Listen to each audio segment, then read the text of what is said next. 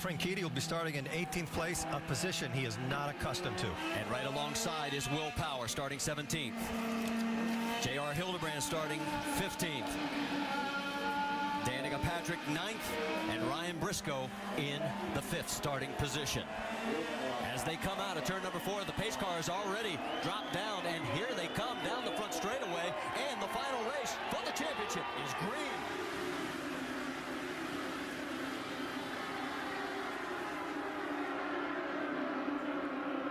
But we're already seeing 3 wide coming out of 2.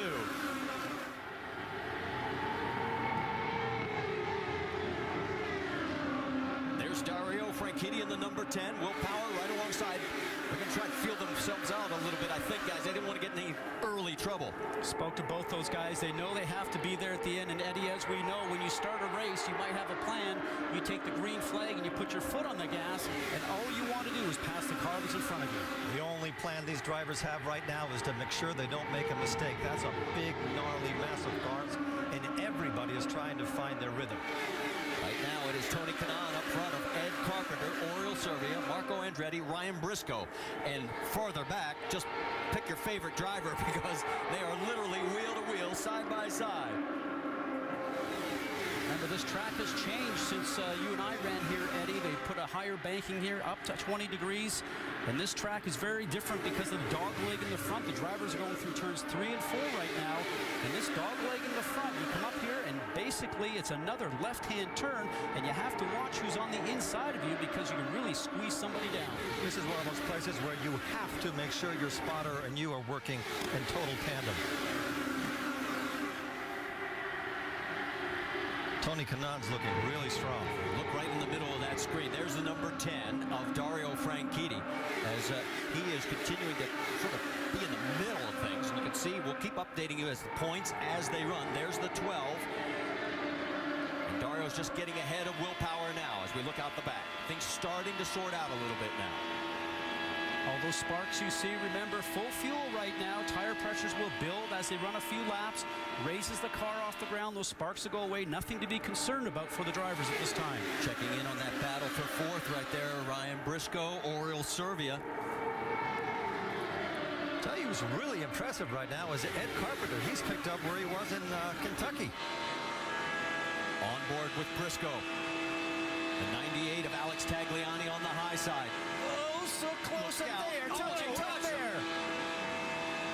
These are not stock cars. They don't do very well when they rub sides with each other. But did you listen to that? They touched and they didn't even take their foot off the gas. They just kept on going.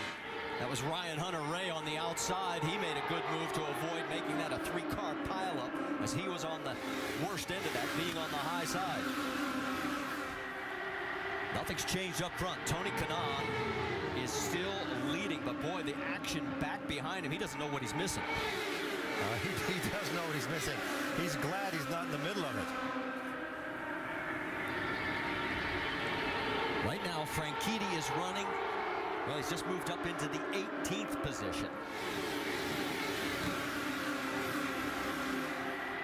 Will Power has dropped back, guys. He is now running 26th. And there is Will. Look who's passed him, the 77 of Dan Weldon. Points as they run right now, Franchitti's favorite. The challenge for second place getting a little more interesting as Marco Andretti looking to the outside. And what's really interesting there is that Ed Carpenter probably could pull himself up a little bit closer to Kanaan, but he's not. Remember, when you get close to the car that's in front of you, that dirty air that comes off that car, Eddie, as you and I know from driving these, really takes the downforce off your car, maybe lightens up the front, and the car won't turn as well as it wants to. We call that understeer, and if the car can work well behind the car that's in front, great. If not, use the tools in the cockpit, the weight jacker, and the adjusting bars, maybe make it a little bit better. Looking for Dan Weldon. Started 34th in this field. He has moved up 10 spots. You're on board with him. And one thing he was worried about going into this race was all that dirty air created by 34 cars. But right now, the position he's in, he actually has a small advantage because everybody else has opened the air up in front of him. And he, oh, here we go. Trouble, contact, and a huge crash. Oh. Up in turn number 2. Oh, multiple cars involved. Oh, my. looks like Dan Weldon may be involved in it. And Eddie, you and I spoke about this morning on the drive-in. Just this amount of cars, the speed, just the chance for what they call the big one. And what happens in conditions like that, when you're, even if you're 300 yards behind that, you cannot stop these cars. The only option you have is to try to avoid it, and it was impossible to avoid anything there. And you saw Will Power, his car involved as well. My. What a mess. That's Townsend Bell that was, I think his car was up on its side there, the 22. 15 there of Jay Howard. An additional entry, excuse me, is that the 19 to 15? I can't see with the sun shining there. Some of the car is broken. They're showing that as Alex Lloyd, the 19. It is the 15 of Jay Howard. Yes. One of the cars actually flew for about 200 yards in the air. Red flag is out here at Las Vegas MotorSpeedway on lap number 12. And from high above, you can see the carnage. We talk about the car going through the air. Eddie, you know that these cars run so low down to the ground. We mentioned before, we saw them hitting the ground and sparking, that anything underneath the car, underneath the floor, underneath the tub, really just gets the air underneath the car itself, and up it will go. We saw J.R. Hildebrand out of his car. There is Dario Franchitti. Somehow he managed to get through the carnage, but Sure, guys, I mean, there's just nothing I can do. Will Power did not. 10-4. They are going to stop you at pit lane on the right-hand side. They want the drivers to stay in the cars. What Franchitti was alluding to is there's nothing he can do avoiding the debris that's on the track. Well, there is debris everywhere. You can see just how many cars are literally torn apart. And this was the one thing, and there is the 18 of James Jakes. Now, he had a crash early in practice on Friday. That is actually a KV Racing backup car that they put together for him. Now, I don't see much damage on there, but he's out of the cockpit. And look at this from high above. And this was the one thing we were fearing when we saw qualifying and the two championship contenders in the middle of the field. A big crash like this early in the race. What happens in accidents like this is that a single mistake by anybody, which might be dirty air, could be anything, multiplies itself so fast that you start accumulating cars. There's no way that you can control what happens. Once you start spinning at those speeds, it's impossible. It's impossible to solve the problem. And when we were watching that, Eddie, I'm not sure that anybody made a mistake, because I started to see some sparks. I was wondering if actually there was a suspension failure or a failure on a car, and the sparks I saw, and then all of a sudden people started to collide with each other. So not sure if it was a driver error. There's Paul Tracy to the right there. We're going to sort this out. We know at least 8 cars are involved, maybe more. So stay with us. We'll go side by side, and it's only lap 13. And we've already had a huge crash here at Las Vegas. Drivers, we know that when we have a situation like this, Eddie, that the best people are there to take care of us. Absolutely. Okay, this is slow motion from high above. We talked about 3 or 4 wide. Watch Sebastian Zaveja, right? Yes. A little contact right there. Now he's trying to go from the low side to the high, from the high side down low to get going for the turn. Oh. And what ends up happening is that he got stuck back up there, turned around, tried to take another move going down, guys, and the backhand started to come around, and that started the chain reaction. He was uncomfortable being on the top lane, and he tried, like you said, there's the car. Now there's 2 cars that are airborne. This puts Weldon racing in perspective. This is the horrible accident that everybody has always hoped would never occur. And as we said, 15 cars we now know of involved out of the 34 that started this race. We're under a red flag situation. We'll step aside. We'll stay side by side here at Las Vegas. Here is Will Power's car. And we're going to go on board with Will and give you another perspective of exactly what happened in this 15-car melee. And Eddie, as we know, when you're driving along at these speeds, you're going the length of a football field in less than a second. So if something happens in front of you, you can never have enough reaction time. It's impossible. You have no time to do anything. What happens maybe is just a small miscommunication between 2 drivers. Somebody spins and you have 20 cars that arrive on the scene at 220 miles an hour. It's physically... It was just chaos. I mean, it just all of a sudden the whole track just gets littered. I mean, just cars everywhere, and as I said, the guys from behind, I mean, it's just mass chaos out there. Unfortunately, it's something I think a lot of us maybe thought might happen. I mean, we practiced with no more than 5 or 6 cars in a group, and now we've got 34. There was going to be some trouble. I mean, my biggest thoughts right now are just with Dan, Susie, and their family, and just hope everything goes okay from their end. Good to see you're okay. That's Alex. 19 that escaped this crash. Let's go back and show you her onboard view of what happened. And as a driver, when this happens in front of you, Eddie, as you know, we talked about it a moment ago, it's just reactionary time, and you hope that there's a clear path for you to go through. Now, as we see the car starting to touch and go airborne, as a driver, you're looking for a clean hole, but sometimes when you get to that clean hole, it is then filled with other cars or debris. But for Danica Patrick, she escaped this today, and she was very lucky. Very lucky. But what happened? Dario is talking about. And all the action starts up front, Marty. As you know, we just mentioned it's very difficult to try and avoid it. And as Dario was mentioning, he's just looking forward, trying not to hit the car that's in front of him or subsequent cars that are there. And luckily for him, he got through before everything started to go just upside down. But it's also where you position yourself on the track. He was saying, he just said in his interview, he hated being around cars that he was uncomfortable with. Everybody was doing something crazy. So as you could see, he was already on the bottom of the track. If you're on the top of the track, that's where everything goes naturally. So you have more room to avoid things. And I think that was luck, but also a sign of experience. Stay down low. On board and how she made it through. Now she's in the right place. Again, she's on the bottom of the track. This accident originated up high and migrated down. She's very lucky that this car does not come down in front of her. Now there's nothing, this is seen in slow motion, there's nothing you can do in the car. You make one decision, and at those speeds you have to stick to it. You cannot weave at 220 miles an hour up the track and down. You just don't want to have to be in that position, you know. We shouldn't have to. We had talked to you about the emotions coming into this final race, what it was going to be like for you today. Obviously, this just takes it in a whole different direction. That's what we were talking about. You know, you have nothing to lose. I have nothing. In on lap number 12, and several cars got into the catch fence. We'll show you one angle from high above, and you'll see exactly what happens. Cars, just as soon as they touch, we end up having a situation where the one car starts to get out of kilter, Eddie, gets collected by another, and a chain reaction that continues.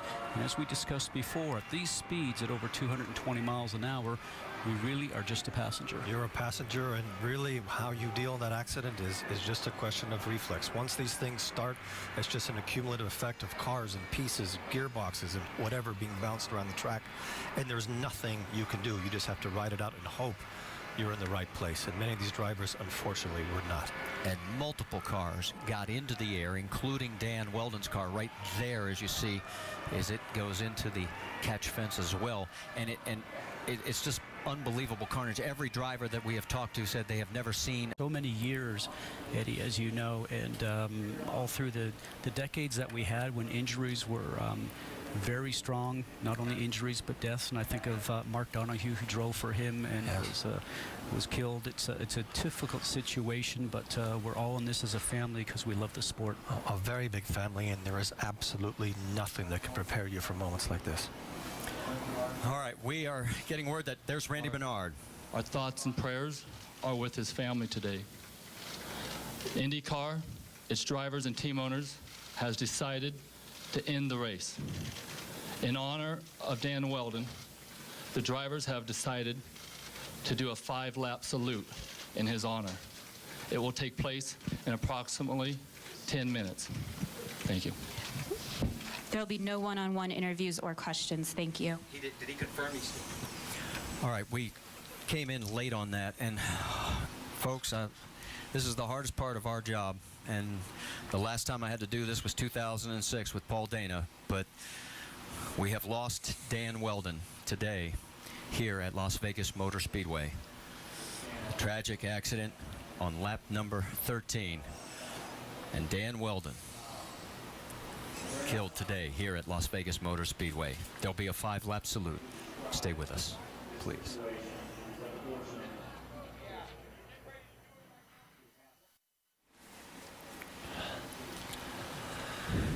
What started out as an exciting day here at Las Vegas MotorSpeedway has ended in tragedy. The news has just been released that Dan Weldon has been killed in a crash on lap number 13 of this race. And the final race of the 2011 season. You heard the tail end of an announcement by Randy Bernard, the head man at the league here, that the drivers and team officials and owners have gotten together, and the race will not be finished. The drivers will do a 5-lap tribute salute, and that should take place in a matter of minutes. But the air of excitement that started this day is completely gone, as we have lost Dan Weldon. And there's Marco Andretti, as his former teammate, killed in this tragic 15-car crash at Las Vegas MotorSpeedway. And we mentioned the tribute lap. All the drivers, they'll be getting back into their cars. There'll be 5 laps in length. Guys, I want to let everybody at home know, obviously this crash has aired probably on every news outlet already across the board. And yes, it is a tragic situation and a day. I want to give you the opportunity at home. If you do not want to see this crash again, go ahead and turn away. We're going to go through it one more time, because it really is not the safer barrier, but it's the catch fence that does so much damage in this, to not just Dan's car, but to so many of the others. And this is in slow motion from high above. Now all the drivers are very crowded going into this corner, 3 abreast. One of them touches, goes sideways, Scott, and then mayhem. And this is what we talked about before, that these speeds at 220 miles an hour, Eddie, you're going the length of a football field in less than a second, and you don't plan your next move at this speed. As you can now see, the cars starting to go one over each other, and they'll start to get up towards the catch fence, and those are the ones, the catch fences, that do the damage. The safer walls we've improved really helps dissipate the energy when the cars hit, but it's the catch fencing that's above the safer barriers that these cars got up into, and that is what has done the damage. Another angle, and it's the second airborne car in your screen.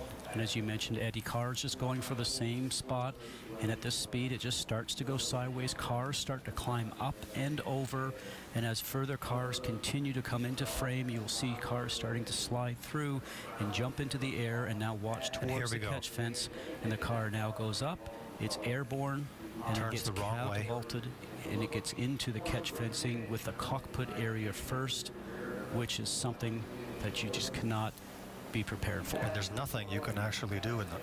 There's nothing you can do. The drivers are put into positions. There's nothing they can do. Here it's in slow motion, but you can see how it arrives.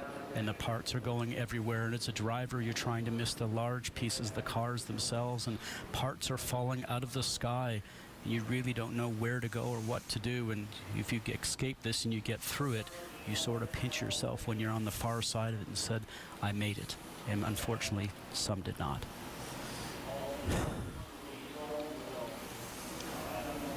Last angle on this that we will show you, as it's very painful to watch. It is. It's just, it's heart-wrenching. You know these people as competitors, as sometimes they're angry with what you say about them on the air, but trust me, when there's these moments, there it is right there, and that's the the impact you were talking about, Scott. Cockpit towards the catch fence. Another view from Danica's car, as she was one of the 19 that managed to make it through. She's on the lower part of the track, which was a good position to be in, but she has a bird's eye view of everything from here. And as we heard her say earlier in this telecast, that she thought things were just getting a little bit crazy. She had eased off the throttle, not something that race car drivers do, but she just felt uncomfortable, had something about it, a sixth sense, if you will, and turned around and just gave herself a little bit more breathing space, which is something that worked out very well for her. Charlie Kimball's view, he was in the middle lane, had nowhere to go. And a car went right over the top of him. And there's another car flying over the top. And literally, I've been in these accidents. There's nothing you can do. Once it starts to happen, the momentum has to just play itself out. The number 77, Dan Weldon's car number today, has now been put at the top of the scoring pylon here at Las Vegas MotorSpeedway. And the tribute lap, as the cars are beginning to form, as we salute Dan Weldon.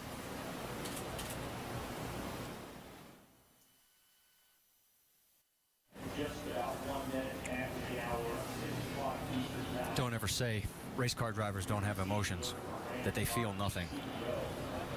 That's Dario Franchitti. Probably the last thing he wants to do right now is drive a race car. This is a tough moment for everybody here, as Dan Weldon loses his life today in the series finale, as he was going for $5 million if he could have gone from 34th to 1st. His car number 77 sits atop the scoring pylon, and the 19 cars that are still able to make the laps are going to do a 5-lap tribute in Dan's honor here at Las Vegas MotorSpeedway. Vince, you've got some details on what was in the drivers' meeting? Well, I've been told by one of the drivers that in the drivers-only gathering, Dario Franchitti and Tony Kanaan broke the news to the group of drivers that Dan had passed away. There was discussion about whether or not they should continue the race. There were drivers on both sides of that fence. At that point, Randy Bernard came in and said that he understood it would be extremely difficult for them to make that decision at this time, considering what had just happened, and that he suggested they make a 3-wide formation and do the 5 laps in Dan's honor, and that was unanimously agreed upon by the drivers, that would be the fitting way to put an end to this day. I've just spoken with a member from Dan's team, and as all the cars are lining up to take this 5-lap honoring of Dan Weldon, Dan's team will come out and stand on pit lane as well. Very, very emotional down here, as you might imagine. And the fans are standing here in the grandstands at Las Vegas MotorSpeedway as they are seeing everyone come out onto pit road. And here we are on the track, everybody lined up along pit lane, and there is the field of 19 cars that survived that horrific crash and made it through for the 5-lap salute to Dan Weldon. When they begin this 5 laps, folks, we're just going to sit back and reflect with you.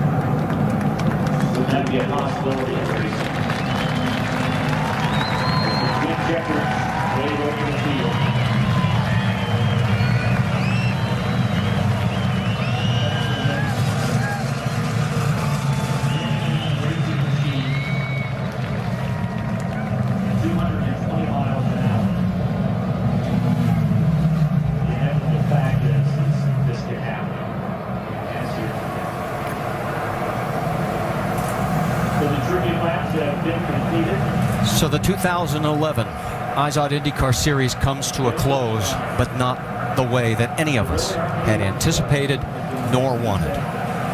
The championship has been won, but there's no celebration. A career has ended in one sport to move on to the next, but there is no happiness. And for all of us, it is just an emptiness as we have lost truly a great racer in Dan Weldon.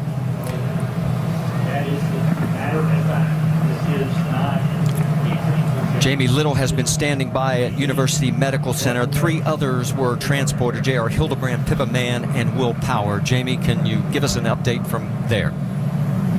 I can't hear the booth. University Medical Center right now in the trauma department, and as you can imagine, there's a lot of emotion here. Dan Weldon's wife, Susie, their 2 little boys, his 3 brothers, and his sister were all by his side. Team owner Sam Schmidt is here. I've been told that Dan Weldon's parents are at home in England. As for Susie, his wife, a plane is going to North Carolina to bring her family here to Las Vegas. And there's a lot of friends and family surrounding the outside trauma area at this time. All right, Jamie, and obviously there's no more information available for J.R. Hildebrand, Pippa Mann, or Will Power, as they are still being treated over at University Medical Center. With this, we close out the season, Scott. Like I said, not the way we were anticipating at all. Absolutely not, Marty. And I think of Dan Weldon, just a superb person, a very, very fast race driver, somebody that I'm going to certainly miss, not only here at the IndyCar track, but saw him all the time at the kart track, and somebody that all the young drivers looked up to, Eddie. And we'll continue to look up to an amazing human being with so much enthusiasm, and I'm at a total loss. I just can't believe what just happened. He always had a smile on his face. In fact, he had actually done 3 television broadcasts with our Versus crew, the people that do the races when we're not on. And who knows, he may have had a career there. Many people ask me why I always sign off till we meet again. Because goodbye is always so final. Goodbye, Dan Weldon.